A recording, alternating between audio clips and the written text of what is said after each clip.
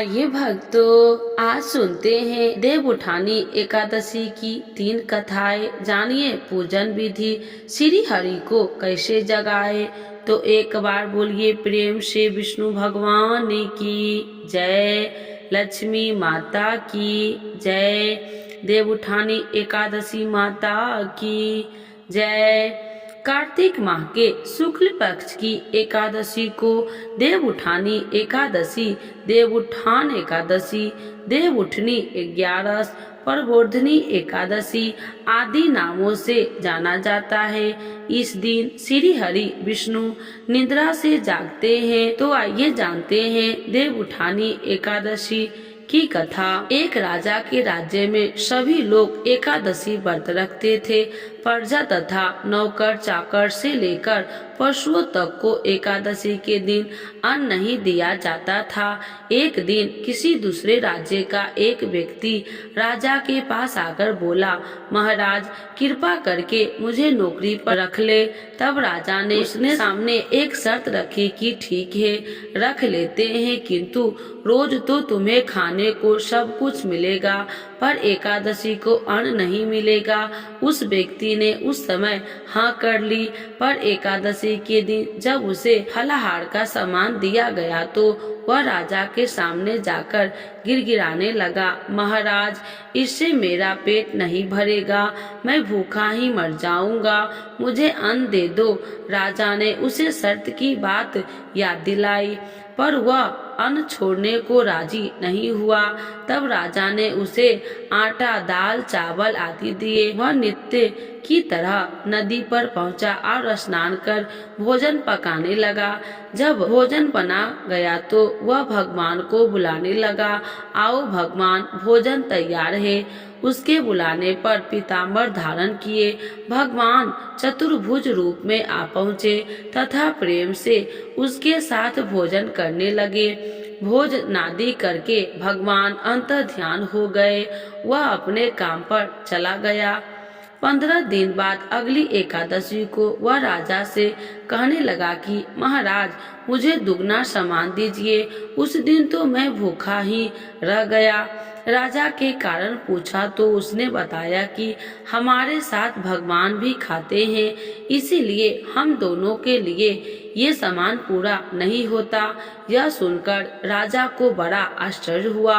वह बोला, मैं नहीं मान सकता है कि भगवान तुम्हारे साथ खाते हैं। मैं तो इतना व्रत रखता हूँ, पूजा करता हूँ, पर भगवान मुझे कभी दर्शन नहीं दिए। राजा की बात सुनकर वह बोला, महाराज यदि विश्वास न हो तो साथ चलकर देख लें। राजा एक पेड़ के पीछे छिपकर बैठ गया। उस व्यक्ति ने भोजन बनाया तथा भगवान को शाम तक पुकारता रहा, परंतु भगवान न आए। अंत में उसने कहा, हे भगवान यदि आप नहीं आए तो मैं नदी में कूदकर प्राण त्याग दूंगा। लेकिन भगवान नहीं आए। तब वह प्राण त्यागने के उद्देश्य से नदी की तरफ बढ़ा। प्राण त्यागने का उसका दृढ़ इरादा जान शीघ्र ही भगवान ने प्रकट होकर उसे रोक लिया और साथ बैठकर भोजन करने लगे। खा पीकर वे उसे अपने विमान में बिठाकर अपने धाम ले गए। यह देख राजा ने सोचा कि व्रत उपवास से तब तक कोई फायदा नहीं होता जब तक मन शुद्ध न हो। इससे राजा को ज्ञान मिला। वह भी मन से व्रत उपवास करने लगा और अंत में स्वर्ग को प्राप्त हुआ। तो एक बार बोलिए प्रेम से लक्ष्मी नारायण भगवान की जय। देव उठानी एकादशी की दूसरी कथा। एक राजा था, उसके राज्य में प्रजा सुखी थी। एकादशी को कोई भी अन्न नहीं बेचता था, सभी फलाहार करते थे। एक बार भगवान ने राजा की परीक्षा लेना चाहिए। भगवान ने एक सुंदरी का रूप धारण किया तथा सड़क पर बैठ गए। सभी राजा इधर उधर से निकला और सुंदरी को देख चकित हो गया। उसने पूछा, हे सुंदरी तुम कौन हो और इस तरह यहाँ क्यों बैठी हो? तब सुंदरी स्त्री बने भगवान बोले, मैं निराश्रिता हूँ, नगर में मेरा कोई जाना पहचाना नहीं है, किससे सहायता मांगू? राजा उसके रूप पर मोहित हो गया। वह बोला, तुम मेरे महल में चलकर मेरी रानी बनकर रहो। सुंदरी बोली, मैं तुम्हारी बात मानूंगी, पर तुम्हें राज्य का अधिकार मुझे सौंपना होगा। राज्य पर मेरा पूर्ण अधिकार होगा। मैं जो भी बनाऊंगी तुम्हें खाना होगा। राजा उसके रूप पर मोहित था, अतः उसने उसकी सभी शर्त स्वीकार कर ली। अगले दिन एकादशी थी। रानी ने हुक्म दिया कि बाजारों में अन्य दिनों की तरह अन्न बेचा जाए। उसने घर में मांस मछली आदि पकवाए तथा परोसकर राजा के खाने के लिए कहा। यह देखकर राजा बोला, रानी, आज एकादशी है, मैं तो केवल फलाहार ही करूँगा। तब रानी ने शर्त की याद दिलाई और बोली, या तो खाना खाओ, नहीं तो मैं बड़े राजकुमार का सिर काट लूंगी। राजा ने अपनी स्थिति बड़ी रानी से कही तो बड़ी रानी बोली, महाराज, धर्म न छोड़े बड़े राजकुमार का सिर दे दे। पुत्र तो फिर मिल जाएगा, पर धर्म नहीं मिलेगा। इस दौरान बड़ा राजकुमार खेल कर आ गया। माँ की आंखों से आंसू देखकर वह रोने लगा। कारण पूछने लगा तो माँ ने उसे सारी वस्तु स्थिति बता दी। तब वह बोला, मैं सिर देने के लिए तैयार हूँ। पिताजी के धन की रक्षा होगी, जरूर होगी। राजा दुखी मन से राजकुमार का सिर देने को तैयार हुआ तो रानी के रूप से भगवान विष्णु ने प्रकट होकर असली बात बताई। राजन, तुम इस कठिन परीक्षा से पास हुए। भगवान ने प्रसन्न मन से राजा से वर मांगने को कहा तो राजा बोला, आपका दिया सब कुछ है, हमारा उद्धार करे। उसी समय वहाँ एक विमान उतरा। राजा अपना राज्य पुत्र को सौंप दिया और विमान में बैठकर परम धाम को चला गया। देव उठानी एकादशी की तीसरी प्रमुख कथा शंखाचूर नामक राक्षस की है। शंखाचूर के तीनों लोक में बहुत ही उत्पात मचाया हुआ था। तब सभी देवताओं ने आग्रह करने पर भगवान विष्णु ने उसे राक्षस से युद्ध किया और यह युद्ध कई वर्षों तक चला। युद्ध में वह असुर मारा गया और इसके बाद भगवान विष्णु विश्राम करने चले गए। कार्तिक शुक्ल पक्ष एकादशी के दिन भगवान विष्णु की निद्रा टूटी थी और सभी देवताओं ने भगवान विष्णु की पूजा की थी। शिव महापुराण के अनुसार पौराणिक समय में दैत्य का राजा दंभ हुआ करता था। वह बहुत बड़ा विष्णु भक्त था। कई सालों तक उसके यहाँ संतान नहीं होने के कारण उसने शुक्राचार्य को अपना गुरु बनाकर उनसे श्री कृष्ण मंत्र प्राप्त किया। यह मंत्र प्राप्त करके उसने पुष्कर सरोवर को में घोर तपस्या की। भगवान विष्णु उसकी तपस्या से प्रसन्न हुए और उसे संतान प्राप्ति का वरदान दे दिया। भगवान विष्णु के वरदान से राजा दंभ के यहाँ एक पुत्र ने जन्म लिया। इस पुत्र का नाम शंखचूड़ रखा गया। बड़ा होकर शंखचूड़ ने ब्रह्मा जी को प्रसन्न करने के लिए पुष्कर में घोर तपस्या की। उसकी तपस्या से प्रसन्न होकर ब्रह्मा जी ने उसे वरदान मांगने को कहा। तब शंखचूड़ ने वरदान मांगा कि वह हमेशा अजर अमर रहे, वह कोई भी देवता उसे नहीं मार पाए। ब्रह्मा जी ने उसे यह वरदान दे दिया और कहा कि यह बद्री वन जाकर धर्म ध्वजे की पुत्री तुलसी जो तपस्या कर रही है उससे विवाह कर ले। शंखचूड़ ने वैसा ही किया और तुलसी के साथ विवाह के बाद सुख पूर्वक रहने लगा। उसने अपने बल से देवताओं, असुरों, दानवों, राक्षसों, गंधर्वों, नागों, किन्नरों, मनुष्यों तथा त्रिलोकी के सभी प्राणियों पर विजय प्राप्त कर ली। तब भगवान श्री कृष्ण का परम भक्त था।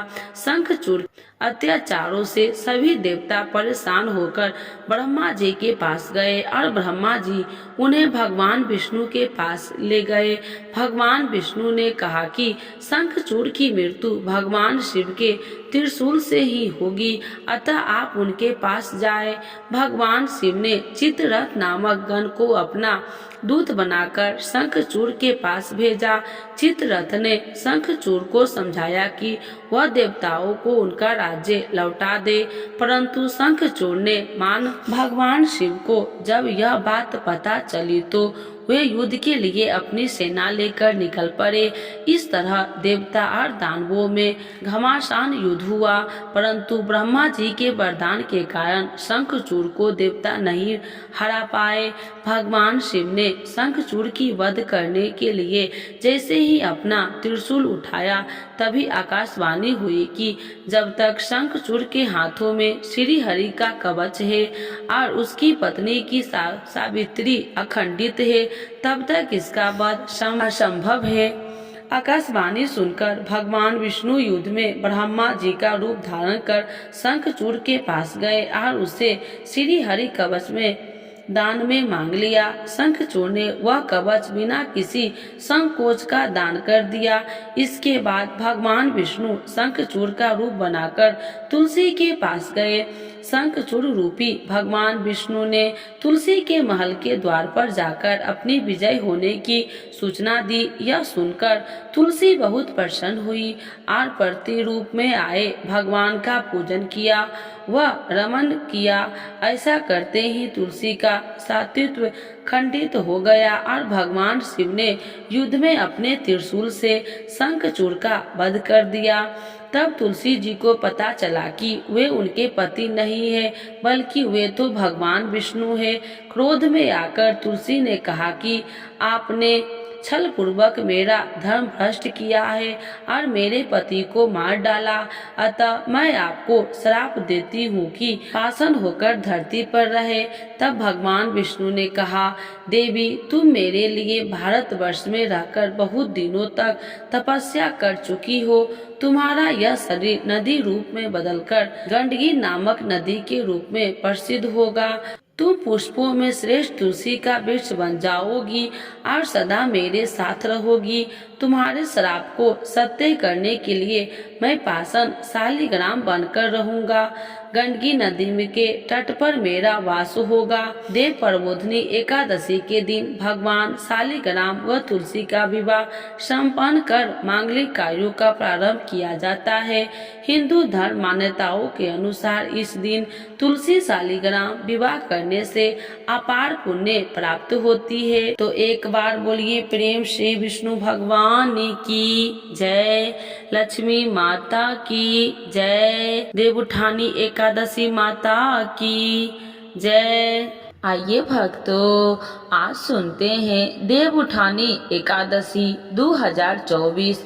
सोए हुए भगवान विष्णु को देवउठानी एकादशी पर कैसे जगाए, जाने सही विधि। तो एक बार बोलिए प्रेम से विष्णु भगवान की जय, लक्ष्मी माता की जय। हिंदू धर्म में देवउठानी एकादशी का बेहद महत्व है। इस दिन से न केवल चतुर्मास खत्म होता है, बल्कि इसके साथ ही देश भर में शुभ और मांगलिक कार्य शुरू हो जाते हैं।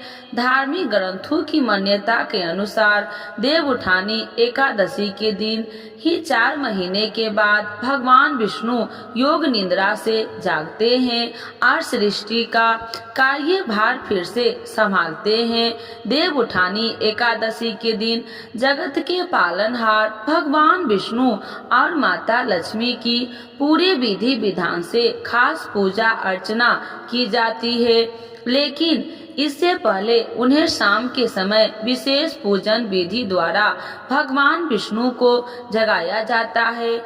आइए जानते हैं इस साल देवउठानी एकादशी कब है और इस शुभ मौके पर भगवान विष्णु को प्रसन्न करने की सही विधि क्या है। देवउठानी एकादशी 2024 कब है। भगवान विष्णु को समर्पित देवउठानी एकादशी पर्व हर साल कार्तिक मास के शुक्ल पक्ष की एकादशी तिथि को मनाया जाता है। वैदिक पंचांग के अनुसार इस साल कार्तिक माह की शुक्ल पक्ष की एकादशी तिथि का आरंभ 11 नवंबर को शाम 6:46 से हो रहा है। जिसका समापन अगले दिन 12 नवंबर को दोपहर 4:04 पर होगा। उदया तिथि के आधार पर इस साल देवउठानी एकादशी का व्रत 12 नवंबर 2024 को रखा जाएगा। देवउठानी एकादशी का पर्व और भी अधिक खास है, इसीलिए है कि इसके अगले दिन 13 नवंबर को तुलसी विवाह का पर्व मनाया जाएगा। एकादशी तिथि का आरंभ 11 नवंबर 2024 को शाम 6:46 PM पर है। एकादशी तिथि का समापन 12 नवंबर 2024 को दोपहर बाद 4:04 PM पर है। देवउठानी एकादशी का व्रत 12 नवंबर 2024 को है। तुलसी विवाह 13 नवंबर 2024 को है। देवउठानी एकादशी भगवान विष्णु को ऐसे जगाए। देवउठानी एकादशी पर यानी 12 नवंबर को प्रदोष काल में शुभ मुहूर्त को ध्यान में रखकर भगवान विष्णु की पूजा की जाती है और उसके बाद भगवान विष्णु को योग निद्रा से जगाया जाता है। सबसे पहले भगवान विष्णु को जागने के लिए घर के आंगन में पीसे हुए चावल का घोल और चंदन से रोली अर्पण बनाएं। इसके बाद उस पर पत्ते वाले 4 गहने से मंडप बनाएं। इस मंडप में भगवान विष्णु के शालिग्राम रूप की पूजा करें। पूजन के क्रम में शालिग्राम को नए वस्त्र और नया जनेऊ अर्पित करे। इसके बाद इस मंत्र का भगवान विष्णु आवाहन करे, उन्हें जगाए। इसके बाद इस समय माता लक्ष्मी सहित देवी देवताओं के नियमित 11 दीपक जलाए और सभी देवी देवता की वंदना करे।